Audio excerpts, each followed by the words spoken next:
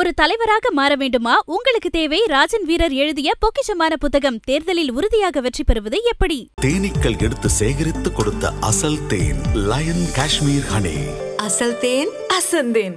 5க்கும் மேற்பட்ட நறுமணங்களில் நக்ஷத்ரா விளக்கேற்றும் எண்ணெய்.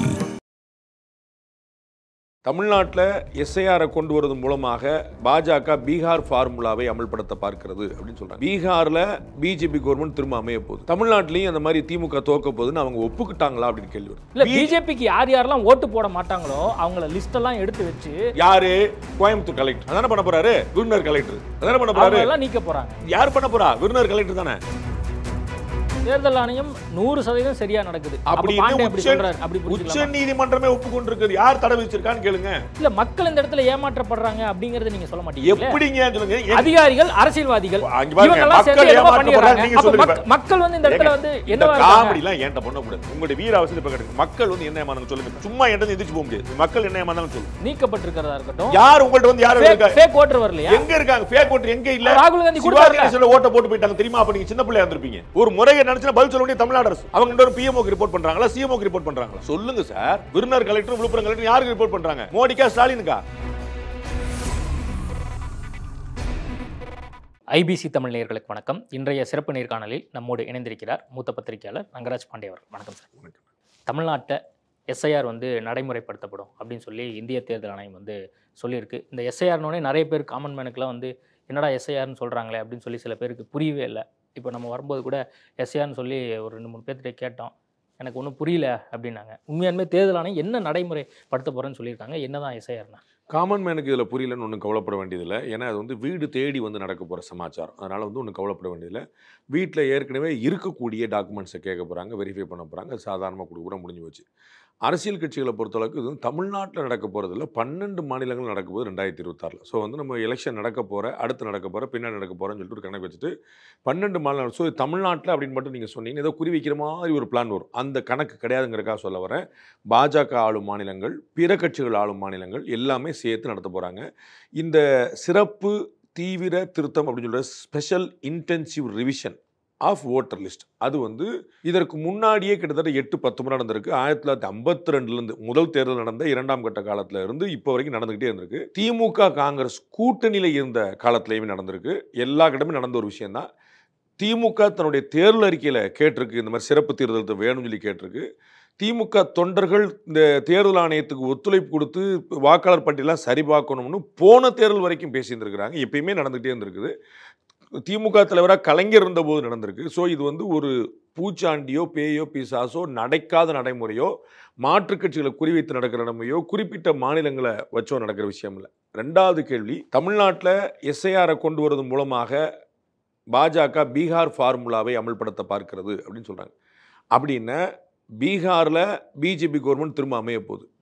தமிழ்நாட்டிலையும் அந்த மாதிரி திமுக தோக்க போகுதுன்னு அவங்க ஒப்புக்கிட்டாங்களா அப்படின்னு கேள்வி வருது. நீங்கள் என்ன பண்ணாலும் எங்களுக்கு ஒன்றும் பிரச்சனை கிடையாது, பஸ் நாங்கள் எப்படி ஜெயிக்க போகிறோம்னு சொல்லிக்கிட்டு இருந்தவங்க பீகார் ஃபார்முலாவை கொண்டு வருகிறதுன்னு சொன்னோம்னா பீகாரில் 20 வருஷமாக பிஜேபி கூட்டணி ஆட்சி இருந்துட்டு. அப்போ தமிழ்நாட்டிலையும் அவங்க தான் பிஜேபி கூட்டணி, தமிழ்நாட்டில் அதிமுக இருக்குது. அப்போ தமிழ்நாட்டிலையும் வந்து திமுக தோற்க போகுதுங்கிறது ஒத்துக்கிடுச்சா அப்படிங்கிற கேள்வி. நீங்கள் சொன்னது மாதிரி இப்போ பீகாரில் மீண்டும் நான் வந்து இந்த எஸ்ஐஆருங்கிறத என்னன்னு சொல்லிடுறேன். நீங்கள் வந்து முதல்ல அதுக்கு தான் ஆரம்பிச்சிங்க. அதனால் வந்து அது என்னென்னு மக்களுக்கு புரியட்டுங்கிறக்கா. ஒன்று, தேர்தல் ஆணையம் வாக்காளர் பட்டியலை வைத்திருக்கிறது. அந்த வாக்காளர் பட்டியல் அப்டேட்டாக இருக்குதா அப்படின்னு பார்க்க முடியும். வாக்காளர் பட்டியல் அப்டேட் ஆகுமே, ஏன் ஆக மாட்டுது அப்படின்னு பார்த்தோம்னா எவ்ரி இயர் ஜனவரி 1ஆம் தேதியை மையப்படுத்தி ஒரு வாக்காளர் பட்டியல் அப்டேட் ஆகும், ரிலீஸ் பண்ணுவாங்க. 2025 ஜனவரி 1, 2026 ஜனவரி. அப்புறம் இடையிலேயே ஆகஸ்ட் செப்டம்பர் மாதத்தில் வந்து ஒரு திருப்பி ஒரு 6 மாதம் கேப்பில் வச்சுட்டு இன்னொன்று பண்ணுவாங்க. இப்போ ரீசெண்டாக தான் 2-3 வருஷமாக தான் அதை பண்ணிட்டு இருக்கிறாங்க. அப்போ என்ன ஆகும்னா, நீங்கள் என்ன பண்ணுவீங்க, உங்களுடைய சொந்த ஊர் வந்து சிதம்பரமாக இருக்கும், நீங்கள் சென்னையில் வந்து உங்கள் பேர் மாதிரி இருக்கும், நீங்கள் மாற்றி வச்சுருப்பீங்க. ஆனால் சிதம்பரத்தில் உங்கள் பேர் இருந்திருக்கும், அதை நீங்கள் நீக்கியிருக்க மாட்டீங்க. உலகத்துக்கெல்லாம் தேர்தல் ஆலோசகராக இருந்து தேர்தல் வியூக வகுப்பாளராக இருந்து அறிவுரை சொல்லக்கூடிய பிரசாந்த் கிஷோரே வெஸ்ட் பெங்காலில் குடியிருந்தார் மம்தா பானர்ஜி ஜெயிக்க வைக்கிறதுக்காக. அப்போ அங்கே வந்து அவர் பேரை பதிஞ்சு வச்சிருந்தார். இப்போ திருப்பி பீகாரில் இப்போ எலெக்ஷனில் இருந்து கட்சியில் நிற்கிறார், அங்கேயும் பேர் பதிஞ்சு வச்சிருக்காரு. இப்போ பார்த்தா பிரசாந்த் கிஷோர் பாண்டே 2 இடத்துல நிற்கிது. ஒரே ஊர், ஒரே ஆள், ஒரே அப்பா அம்மா, ஒரே அம்மா கூட அங்கே நிற்கிது. அப்போ சாரி நான் அதை மறந்துட்டேன், அப்புறம் நான் அப்ளிகேஷன் கொடுத்தேன், அதை வந்து நீங்கள் பார்க்கலையா அப்படின்றார். உங்களுக்கு புரியுங்களா? அப்போ என்னென்ன, நம்ம வந்து பேர் சேர்க்கறது கொடுப்போம், நம்ம பையனுக்கு கொடுப்போம், பொண்ணு பெரிய பிள்ளையாகும், எல்லாரும் கொடுப்போம். ஆனால் பேர் நீக்கிறதுக்கு கொடுக்க மாட்டோம். அப்புறம் ஷிஃப்ட் ஆகிருப்போம், நம்ம ஊருக்குள்ளேயே தொகுதிக்குள்ளேயே மாறியிருப்போம். அந்த மாதிரி நிறைய நடந்துகிட்டு இருக்கும். இதெல்லாம் யாருமே செய்ய மாட்டாங்க. நிறைய பேர் இறந்துருப்பாங்க. உங்களுடைய தாத்தா இறந்துருப்பார், என்னுடைய பாட்டி இறந்துருப்பாங்க, அது நம்ம கொடுத்துருக்க மாட்டோம். உங்களுக்கு அவங்க பேர் நிற்கிற ரேஷன் கடையில் மட்டும் அவங்க வந்து பார்த்துட்டு போயிடுவாங்க, நிற்கிறாங்க. இந்த இது சேர்க்க மாட்டோம். அப்போ அந்த பேர்கள் சேர்ந்துக்கிட்டே போயிட்டு இருக்கும். நமக்கு புதிதாக சேர்க்கப்பட்ட பெயர்கள் இருக்கும், நீக்கப்பட வேண்டிய மாற்றப்பட வேண்டிய பெயர்கள் இருக்காது. அது வந்து வாக்காளர் பட்டியலில் இருக்கும், ஒரிஜினலாக நீக்கப்பட்டிருக்காது. அப்போ இந்த நம்பர் கூடிக்கிட்டே போகும். அப்போ இதை சீர்திருத்தம் பண்ணுறதுக்கு தான் இந்த முயற்சி பண்ணாங்க. ரீசெண்டாக இப்போ வந்ததுனால பீகாரில் பெரிய பரபரப்பாகி போச்சு. நம்ம மக்களுக்கு வந்து அந்த அரசியல் கட்சிகளுக்கு சொல்கிறேன், திருத்தம்னா ஒரு வருத்தம் வந்துடும். ஐயோ அப்படின்னு இதை கண்டுபிடிச்சிடுவாங்களோ அப்படின்னு ஒரு பயம் வந்து. அப்போ வந்து 65 லட்சம் பேருடைய பேர் வந்து அதில் இல்லைன்னு முதல்ல வந்துச்சு. அதில் ஜோக் என்னன்னா 22 லட்சம் பேர் இறந்துட்டாங்க, ஆளே இல்லை. ஏன்னா இது வந்து ரொம்ப நாள் ஆகிப்போச்சாங்க. 2003 4 நடந்ததுக்கு பிறகு அங்கே வந்து 20 வருஷமாக நடத்தப்படல. அப்போ வந்து 20 வருஷமாக நடத்தப்படலன்னா ஆட்டோமேட்டிக்காக எவ்வளோ பேர் பிஸியாக இருக்கும்.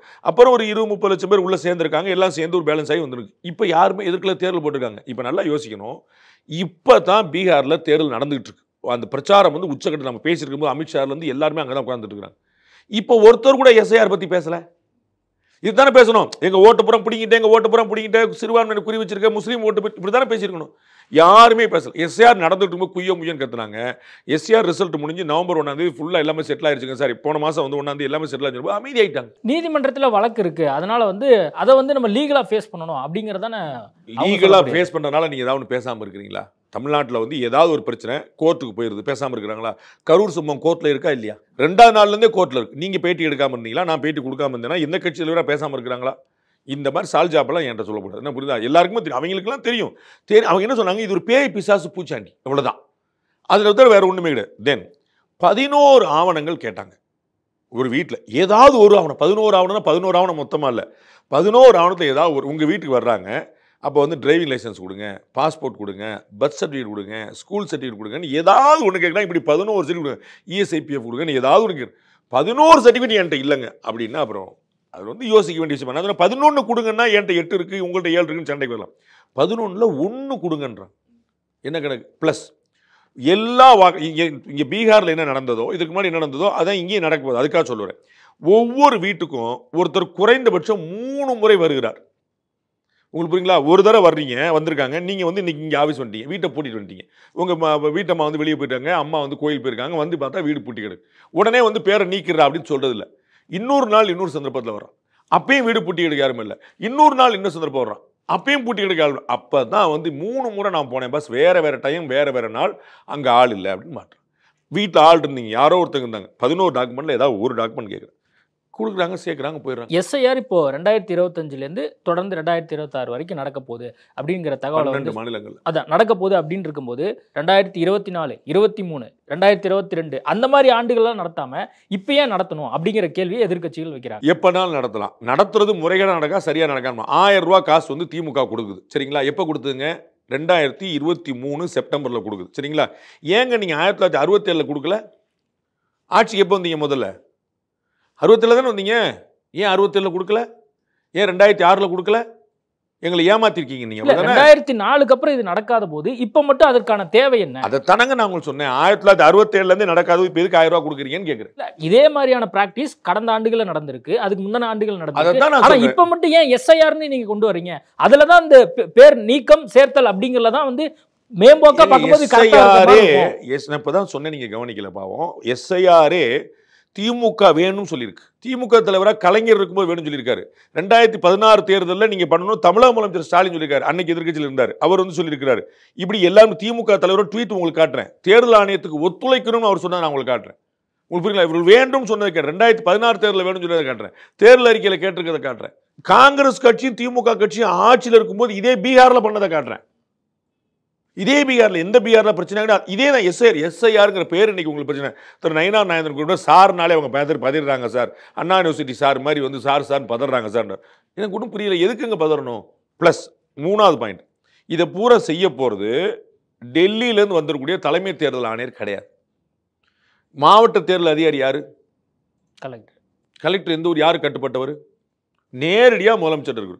இன்னைக்கே எல்லா ஊர்லையும் கலெக்டர் எஸ்பிலாம் போட்டு விட்டாச்சு. 2026 தேர்தலை மனசில் வச்சு, திருப்பி சொல்லுங்க, 2026 தேர்தலை மனசில் வச்சு எல்லா கலெக்டர் எல்லா எஸ்பியும் போட்டாச்சு. மிச்சம் மீதி இருக்கிறத நவம்பர்லேயே முடிச்சிடும், எல்லாரும் அங்கங்கே பிளேஸ் பண்ணிடுவாங்க. அப்புறம் அவங்க தான் நடத்த போகிறாங்க. இப்போ உங்களுக்கு என்ன, நீங்கள் உங்கள் ஆர்டிஓ நடத்த போகிறாங்க, உங்கள் டிஆர்ஓ நடத்த போகிறாங்க, உங்கள் ஆஃபீஸர் நடத்த போகிறாங்க, எலெக்ஷன் டியூட்டியில் பண்ண போகிறாங்க, பேப்பருக்கு பண்ண போகிறாங்க, சென்சஸ் பண்ண போகிறாங்க. சென்சஸ் சென்ட்ரல் கவர்மெண்ட்டுடைய ப்ராசஸ் பண்ண போகிறது யார்? மாநில அரசுடைய கல்வி சுகாதார அலுவலர்கள். இது எஸ்ஐஆர் பண்ண போகிறாங்க யார்? மாநில அரசுடைய அதிகாரிகள், வருவாய்த்துறை அதிகாரிகள் மோஸ்ட்லி. எனக்கு புரியவே இல்லை. நீங்கள் தான் நடத்த போறீங்க, உங்கள் ஆஃபீஸர்ஸ் தான் நடத்த போகிறாங்க, ஸ்டேட் ஆஃபீஸர்ஸ். பீகார்லையும் இதே மாதிரி தான் நடந்து. நீங்கள் சொன்னது போலவே கிட்டத்தட்ட 22 லட்சம் பேர் இறந்துட்டாங்க. அப்போ மீதி எல்லாமே முறைகேடாக நடந்திருக்குங்கிறதான இப்போ வாதமாக இருக்கு. இல்லை 22 லட்சம் பேர் இறந்தது, 33 லட்சம் பேர் டிரான்ஸ்ஃபர் ஆனது, வேற இடத்துக்கு போயிட்டாங்க. கிட்டத்தட்ட 10 லட்சம் பேர் வந்து டூப்ளிகேஷன், 1 லட்சம் பேர் சத்தமே காணும். 1 லட்சம் பேர் தான் பூட்டி இருக்கு. அவங்க தான் யார் சஸ்பெக்ட்? அவங்க ஆக்சுவலாக வந்து நீங்கள் வந்து குற்றச்சாட்டு சொன்னாங்கன்னா சிறுபான்மை மக்களை குறி வச்சுன்னு சொல்லாங்கல்ல. இந்த 66 லட்சம் பேர்ல 65 லட்சம் பேர் சிறுபான்மை மக்களுங்கிற குறிக்கு வரல. 1 லட்சம் பேர் யார் என்னன்னு தெரியல, பேர் இருக்கு, ஆலயங்கானும் தேரையங்கானும் அட்ரஸிங்கானும். மற்ற எல்லாமே டேட்டா இருக்கு. ஒருத்தர் இறந்து போயிட்டாரு, ஒருத்தர் டூப்ளிகேஷன் 2 இடத்துல, நான் பிரசாந்த் கிஷோர் சொன்ன அந்த மாதிரி இருக்கு, இன்னொருத்தர் இங்கே இல்ல இன்னொரு இடத்துல இருக்காரு. உங்களுக்கு எல்லா டீட்டெயில் நான் சாணக்கியால போட்டிருக்கேன், உங்களுக்கு அனுப்புறேன், நீங்கள் எடுத்து கீழே டிஸ்கிரிப்ஷனோட போட்டுங்க.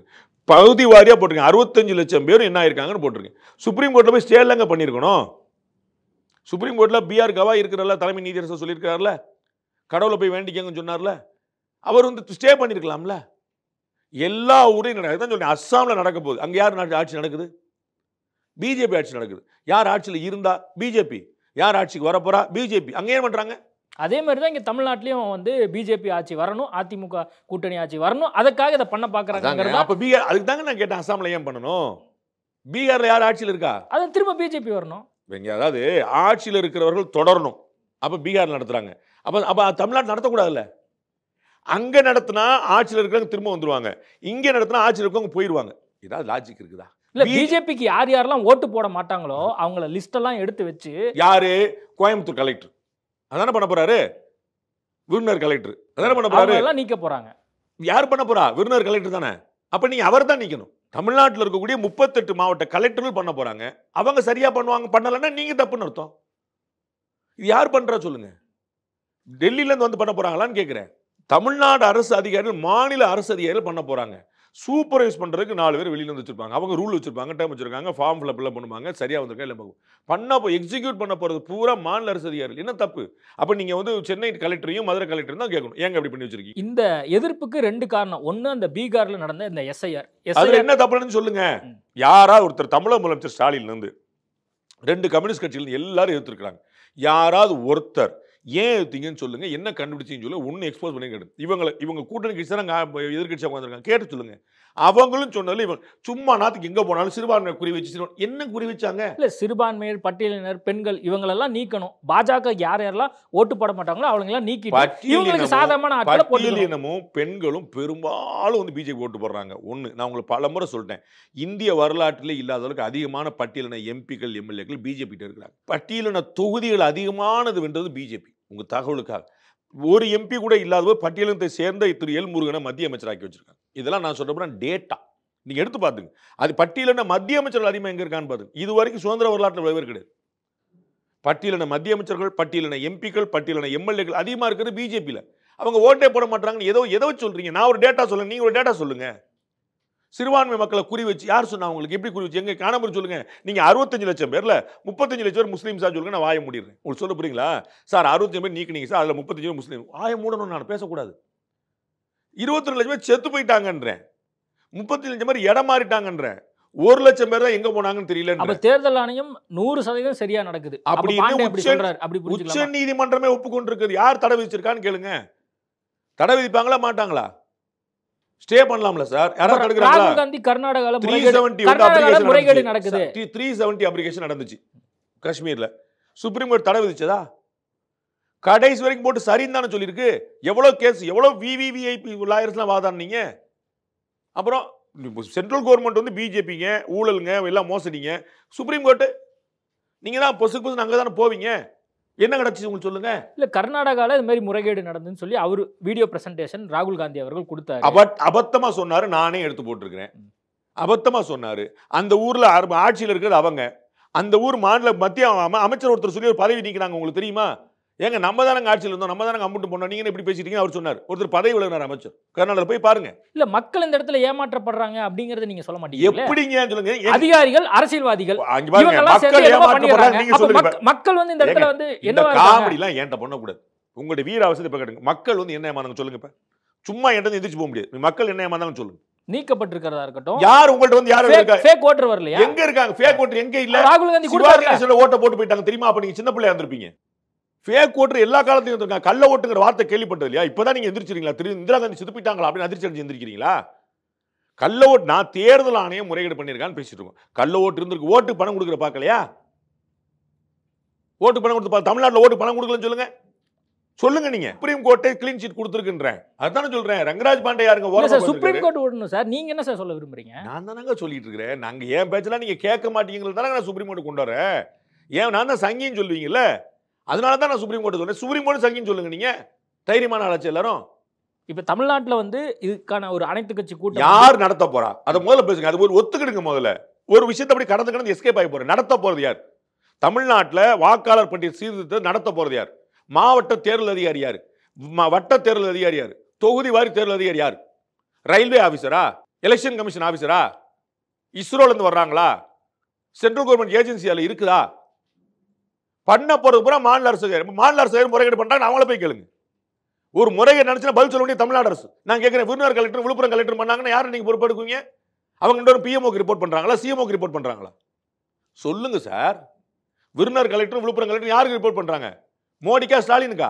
என்ன எது சொல்லி சும்மா மக்கள் பாதிக்கப்படுறாங்க. யார் பாதிக்கப்பட்டா சொல்லுங்க. 11 டாக்குமெண்ட்ல ஒரு டாக்குமெண்ட் கார்டுன்றான். ஒரு முறைக்கு 3 தடவை வர்றான். அதை பூரா தேர்தல் அதிகாரிகள் வந்து கட்சிக்காரங்கள்ட்ட கொடுக்குறாங்க. அந்த ப்ராசஸ் தெரியுமா உங்களுக்கு?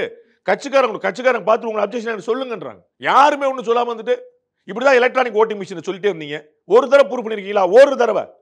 சுப்பிரமணிய சாமியில இருந்து அரவிந்த் கெஜ்ரிவால் இருந்து 1000 பேர் சொன்னீங்க. ஒரு ஆள் காட்டுறீங்களா? சுப்ரீம் கோர்ட்ல மட்டுமே 7 முறை கேஸ் நடந்திருக்கு எலக்ட்ரானிக் ஓட்டிங் மிஷின் பத்தி. எந்த பட்டம் நமக்குனாலும் தாமரைக்கு போயிருதுங்க. எங்கேயா அமிக் கேட்டு விவிபேட் வந்திருக்கு. ஓடுற ஓட்டு கண்ணிலே தெரியும். ஒரு இடத்துல விவிபேட் வரைக்கும் வந்து தப்பா காட்டி சொல்லுங்க. ஒரு இடத்துல இன்னைக்கு ஓட்டு எண்ணும் போது ஒவ்வொரு தொகுதியிலையும் 5 பெட்டியை சாம்பிளா எண்ணுவாங்க.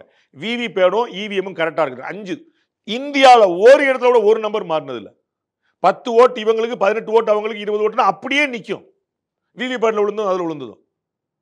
நீங்க எவ்வளவு முறைகேடு ஒரு நாள் முறைகேடு காட்டிருக்கீங்களா? நீங்க எலக்ட்ரானிக் ஓட்டிங் மிஷினை சொன்னீங்க. அரசமைப்பு அப்படி அரசமைப்பு பூரா திருத்தது இவங்க. பிரதமரை கேள்வி கேட்கக்கூடாதுன்னு அரசமைப்பு திருத்தினாங்க. பிரதமர் ஓட்டு ஜெயிச்சதை வந்து யாரும் கேட்கக்கூடாதுன்னு திருத்தாங்க. அப்படி திருத்தவங்க பேசிட்டு இருக்காங்க அரசமைப்பை காப்பாற்ற போறதை பத்தி. மக்கள் ஏமாந்துருவாங்க. எனக்கு ஒரு ப்ரூஃப் சொல்லுங்க. ஒரு ப்ரூஃப். நான் எவ்வளவு உதாரணம் சொல்லிட்டு வரேன் உங்கள்கிட்ட. இப்ப தமிழ்நாட்டில் அதிமுகவும் பாஜகவும் மட்டும்தான் இதை வந்து ஆதரிக்குது. மற்ற எல்லா கட்சிகளுமே நியாயத்தின் பக்கம் அவங்க நிற்கிறாங்க. மற்றவங்க நிற்கிறாங்க நிற்கலங்க இருக்கா நம்ம என்ன செய்ய முடியும்? நாம மாற்றி கேட்குறேன் உங்கள்கிட்ட. திமுக ஆட்சி வந்து 47% ஓட்டு வாங்கியிருக்கு. சரிங்களா? அப்போ திமுக எதிராக 53% ஓட்டு வாங்கியிருக்கு. அப்போ திமுக என்ன செய்யணும்? வெளியே போகணுமா? நான் சொல்ல புரியுதா? 47% திமுக கூட்டணி வாங்கிடுச்சு. 53% திமுக உழலையே. எது அதிகம்? 53 47? 53% மக்கள் திமுக வேண்டாம் முடிவு எடுக்காங்க. இப்ப திமுக ஓட்டு போட்டுருப்பாங்கல்ல. அப்ப இப்படிதான் பாப்பீங்களா? எத்தனை பேர் ஆதரிக்கிறாங்கிற மேட்டர் இல்லைங்க, எது உண்மைங்கிற மேட்டர். ஒரே ஒரு நீதிபதி தான் தீர்ப்பு சொல்றாரு. பாஸ் நாங்க 1000 பேர் கேஸ் போட்டுருக்கோம், நீங்க என்ன ஒரு நீதிபதி, நீங்க ஒரு 1100 நீதிபதி வந்தா தான் உத்தரவு வச்சுருவீங்களா? நியாயம் சொல்லப்படுதான்னு தான் பார்க்கணும். ஒருத்தரா 100 பேரான்னு பார்க்கக்கூடாது. இப்போ நவம்பர் 2ஆம் தேதி திமுக தலைமையில் அனைத்து கட்சி கூட்டம் வந்து நடைபெறதா இருக்கு. எல்லாரும் ஒரே மனதோட இதை வந்து எதிர்க்க போறாங்க. அப்போ தேர்தல் ஆணையம் இதை வந்து கருத்தில் கொள்ள மாட்டாங்களா? இன்னைக்கு தேர்தல் ஆணையம் ஒரு கூட்டம் நடந்துச்சு. நம்ம பேசும்போது யார் என்ன எதிர்த்து சொன்னாங்க, என்ன தப்பு நடந்துச்சு, என்ன முறை நடக்குன்னு சொல்லுங்க. நம்ம பேசிட்டு இருக்கும்போது நடந்துச்சு அனைத்து கட்சி கூட்டம். இல்லை என்ன நடந்துச்சு? தேர்தல் ஆணையம் நடத்தின கூட்டத்தில் என்ன நடந்துச்சு சொல்லுங்க. யார் எதிர்த்தா, யார் ஆட்சி பண்ணா, என்ன யார் நடத்த போற எல்லாரும் தெரியுமே. நடத்த போறது அந்தந்த மாநில அரசுகள். எப்படி முறைகள் நடக்கும்? அப்போ முறைகள் நடந்தால் யார் பொறுப்பெடுக்கணும்? ஏன் வந்து தேர்தல் ஆணையம் நடத்தின இதில் யாருமே சொல்ல மாட்டேன்றாங்க, ஒன்றுமே சொல்ல மாட்டேன்றாங்க. நான் தாங்க இன்னைக்கு பீகார் தேர்தலில் ஏங்க யாரும் பிரச்சாரம் பண்ண மாட்டாங்க? அதில் பேசணும்லங்க. இன்னைக்கு தேர்தல் உங்களுக்கு இந்த இடத்துல 50 லட்சம் காணும், அந்த இடத்துல 1 லட்சம் காணும், 65 லட்சம் போயிருச்சுல, சண்டைக்கு வரணும்ல. ஏன் ஒருத்தர் கூட பேசல? நிதிஷ்குமார் நல்லவர், அவரை பாஜக கடத்தி சென்று விட்டது. இது என்னங்க பிரச்சாரம் உங்களுக்கு? 65 லட்சம் ஓட்டு முஸ்லீம் ஓட்டு பூரா போயிருச்சுங்கல்ல சொல்லணும். காணுமே. நீங்க என்ன முஸ்லீம் ஓட்டு போயிருந்தான்னு சொன்னீங்க. நீ சொன்னீங்க முஸ்லீம்கள், பெண்கள், யாரும் பேசவே இல்லை. யார் பேசியிருக்காங்க போய்? அப்ப தேர்தல் நடக்கிற எஸ்ஐஆர் நடந்த இடத்துல பேசல. இப்ப என்ன உங்களுக்கு வந்து இல்ல வந்திருக்கு? அப்போ திமுக அனைத்து கட்சி கூட்டம்னா திமுக கூட்டணி கட்சி கூட்டம் அவங்க பேசிக்கிற வேண்டியதான், ஆனந்தப்பட வேண்டியதான், ஒரு கண்டன தீர்மானம் எடுத்துக்கிட்டா ஒரு வாரத்தில் என்ன நடக்க போகுது? நீங்கள் டீலிமிட்டேஷன் பற்றி ஒரு பொய் சொன்னீங்களே, என்ன நடந்துச்சு? டீலிமிட்டேஷன் நடந்து என்ன? தமிழ்நாட்டுடைய உரிமையெல்லாம் எவ்வளோ பேட்டி கேட்டீங்க, எவ்வளோ உணர்ச்சி பட்டீங்க, எவ்வளோ ட்வீட், எவ்வளோ ஆவேசம், எவ்வளோ ஹெட்லைன்ஸ், எத்தனை மாநில முதலமைச்சர்கள் கூட்டம், எங்கே இருக்குது டீலிமிட்டேஷன்? முடிஞ்சிருச்சா? Where is delimitation?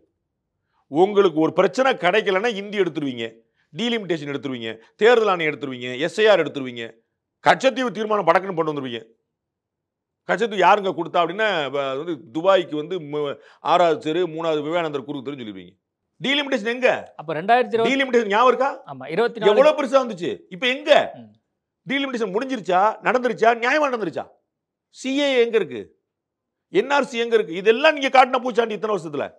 என்ஆர்சி பத்தி என் டேபிள்லே இல்லைங்கன்னார் ஒருத்தர், மத்திய உள்துறை அமைச்சர். என்ஆர்சி எவ்வளோ பிரச்சனை பண்ணீங்க. சிஏ இந்திய முஸ்லீம்கள் சிஏ அமலாகி 5 வருஷம் ஆச்சு. அமல் ஆகி எத்தனை முஸ்லீம்களுடைய குடியுரிமை பறிவு இருக்கு சொல்லுங்க, ஒன்று காட்டுங்க. நடைமுறைக்கு வந்துருச்சு தெரியுமா? சிஏ தெரியுமில? சிஏல எத்தனை முஸ்லீம்களுடைய குடியுரிமை பறிவு சொல்லணும்ல?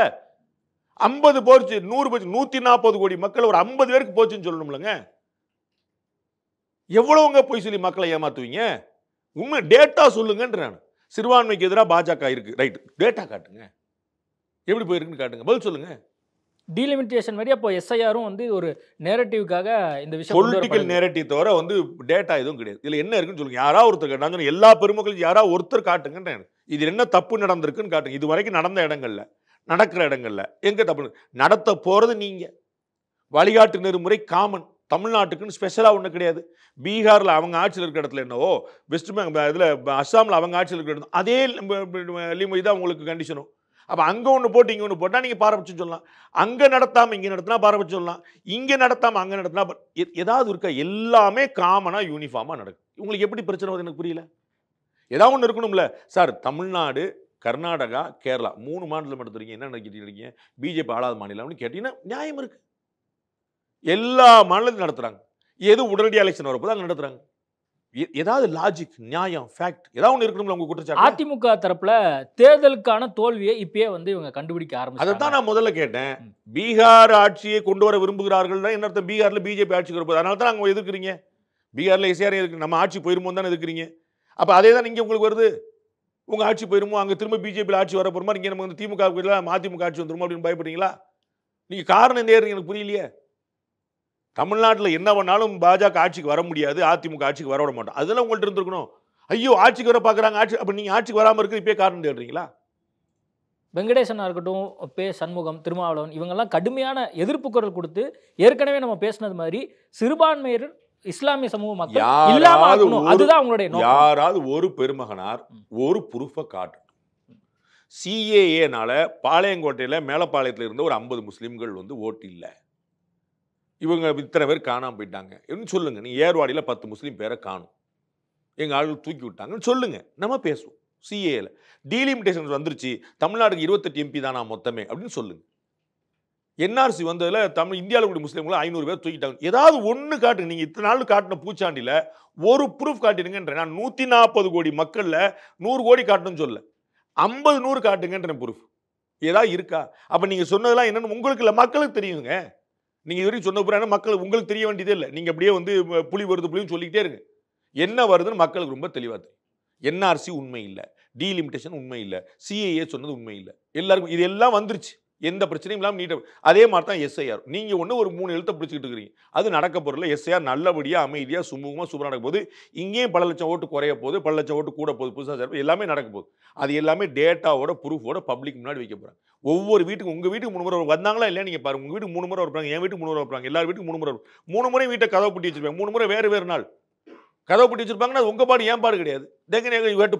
எஸ்ஐஆர்னால எந்த ஆபத்துமே வந்து தமிழ்நாட்டு மக்களுக்கு வரலாற்றில் இல்லை, அதனால எனக்கு நம்பிக்கை இருக்கு. வரலாற்றில் இருந்தா சொன்னா நான் நம்ப தயாரா இருக்கேன். தமிழ்நாட்டில் ஏதாவது தப்பு நடந்துச்சுன்னா தமிழ்நாடு நடக்காது நான் சொல்ல மாட்டேன். நடந்தா யார் பொறுப்புன்னு சொல்றேன். நடந்தா நீங்க திமுக அரசை கேட்கணும். யார் நடத்த போறாங்க? நீங்க என்ன பதில் சொன்னீங்க? மாவட்ட தேர்தல் அதிகாரி யாருன்னு கேட்டேன், சட்டமன்ற தொகுதி பொறுப்பாளர் அதிகாரி யாருன்னு கேளுங்க. ரயில்வேலேருந்து போட்டுட்டாங்க, இஸ்ரோலேருந்து போட்டாங்க, ஸ்டேட் பேங்க் ஆஃப் இந்தியாவிலேருந்து போட்டிருக்காங்க. நான் பேசாம சார் உண்மையிலே நடந்திருக்க வாய்ப்பு இருக்குது.